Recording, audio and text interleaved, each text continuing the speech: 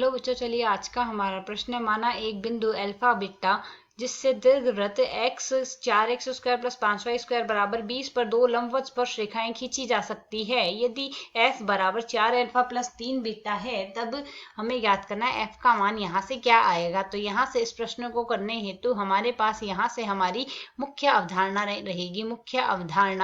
रहेगी यहाँ से हमारे पास यदि दीर्घवृत्त की दो लंबवत स्पर्श रेखाएं लें तो दीर्घवृत्त की दो लंबवत स्पर्श रेखाओं का जो बिंदु पथ बनेगा वह हमारे पास यहाँ से नियामक वृत्त बनेगा। और नियामक वृत्त की जो समीकरण लिखी जाती है, नियामक वृत्त दीर्घवृत्त के लिए यदि लिखें तो वह हमारे पास आती है x² + y² बराबर में आता है हमारे पास a² + b², जहां हमारे पास दीर्घवृत्त का समीकरण x² बट्टे a² + y² बट्टे b² बराबर 1 होता है। तो यदि हम इस प्रश्न के अनुसार देखें, दीर्घवृत्त का समीकरण हमें क्या दिया गया है, 4x² + 5y² बराबर में हमें 20 दिया गया है। इस समीकरण को सरल करके हम यहाँ से लिख सकते हैं 4x² बट्टे में आ जाएगा हमारे पास 20 बराबर प्लस में आएगा 5y² बट्टे में आ गया हमारे पास 20 बराबर में आएगा 1। इसी समीकरण को आगे और सरल करें तो यह आ जाएगा x² बट्टे में 5 + y² बट्टे में 4 बराबर आ गया हमारे पास 1। इस समीकरण की हम तुलना करेंगे x² बट्टे a² + y² बट्टे में b² बराबर 1 से। तो यदि यहाँ से तुलना करते हैं तो a² बराबर तो हमारे पास 5 आ रहा है और b² बराबर हमारे पास 4 आ रहा है।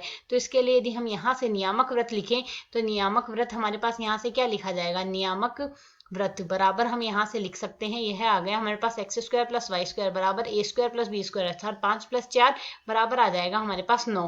तो यह जो नियामक वृत्त बना है इसका केंद्र हमारे पास क्या है, यहाँ हम जानते हैं यह हमारे पास इस वृत्त का केंद्र जो होता है वह 0 0 होता है और त्रिज्या r बराबर क्या आएगी, 3 का स्क्वायर x² + y² बराबर r² का रूप होता है अर्थात r त्रिज्या बराबर आ गई 3।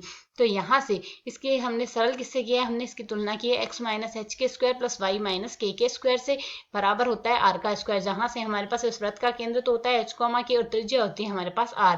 तो यदि अब हम यहाँ से देखें दीर्घवृत्त, यदि हम इस वृत्त पर नियामक वृत्त पर देखें, वृत्त पर किसी भी बिंदु के निर्देशांक p बराबर हमारे पास लिखे जाते हैं r cos theta r sin theta के रूप में। तो यदि हम यहाँ से देखें इस वृत्त के लिए त्रिज्या r का मान 3 बनाए तो 3 cos थीटा आ जाएगा किसी बिंदु का निर्देशांक और 3 sin थीटा के रूप में लिख सकते हैं। प्रश्न के अनुसार यह हमें अल्फा बीटा दिए गए हैं तो f बराबर हमें यहाँ से क्या दिया गया है, 4 अल्फा + 3 बीटा के रूप में दिया गया है। अल्फा और बीटा की मान यदि प्रतिस्थापित कर दे तो 4 गुणा में 3 cos थीटा प्लस में 3 गुणा में हमारे पास 3 sin थीटा आ जाएगा यहाँ से। इसे यदि हम सरल करते हैं तो मान हमारे, तो इसे यदि हम सरल करें यहाँ से हम 3 उभयनिष्ठ ले सकते हैं। 3 उभयनिष्ठ लेने पर हमारे पास मान क्या बनेगा, 4 cos थीटा आ गया प्लस में हमारे पास 3 sin थीटा आ गया। अब इस समीकरण को सरल करने के लिए यहाँ से हम क्या करते हैं, cos थीटा का जो गुणांक है वह sin थीटा के गुणांक है उनका वर्ग कर देंगे और वहां से उसका वर्गमूल करके उनका योग करके वर्गमूल करके भाग देंगे। अर्थात यहाँ से 4 का वर्ग प्लस 3 का वर्ग करके जोड़ के वर्गमूल करके भाग दे रहे हैं, अर्थात 4 का वर्ग आएगा 16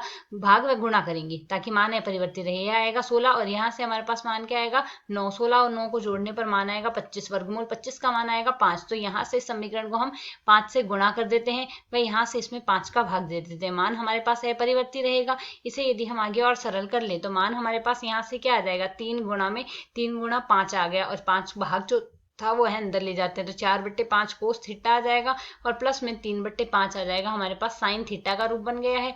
इसे यदि और सरल करें यह आ जाएगा 15। इसे हम सरल करके यहाँ से मान लेते हैं cos अल्फा गुणा cos theta plus sin alpha गुणा में साइन थीटा का हमारे पास रूप है। यहाँ से यदि हम देखें तो कोस अल्फा हमने यहाँ से क्या माना है, 4/5 को कोस अल्फा माना है। इसे यदि हम सरल करते हैं तो हम जानते हैं 1 माइनस कोस स्क्वायर थीटा बराबर कोस स्क्वायर अल्फा बराबर हमारे पास साइन स्क्वायर अल्फा लिखा जा सकता है। तो यदि हम यहाँ से साइन स्क्वायर अल्फा निकाले तो मान क्या आएगा, 1 माइनस 4 का स्क्वायर 16 और 5 का स्क्वायर 25, सरल करने पर 9/25 मान आएगा अर्थात साइन अल्फा का मान 3/5 ही आ रहा है। समीकरण संतुष्ट हो रही है हमारे पास। यहाँ से साइन अल्फा बराबर हमारे पास क्या आएगा 3/5 आ जाएगा, इसका वर्गमूल करेंगे तभी यही तो आएगा। तो f बराबर हमारे पास क्या आ रहा है, यहाँ से ये f के मान को ही तो हम इसमें सरल किए जा रहे हैं। f बराबर हमारे पास आ रहा है 15 गुणा में यह cos a cos b plus sine a sine b का रूप बन रहा है अर्थात यहाँ से इसे हम क्या लिख सकते हैं, कोस a माइनस b का रूप अर्थात कोस अल्फा माइनस थीटा का रूप बन रहा है हमारे पास ये है।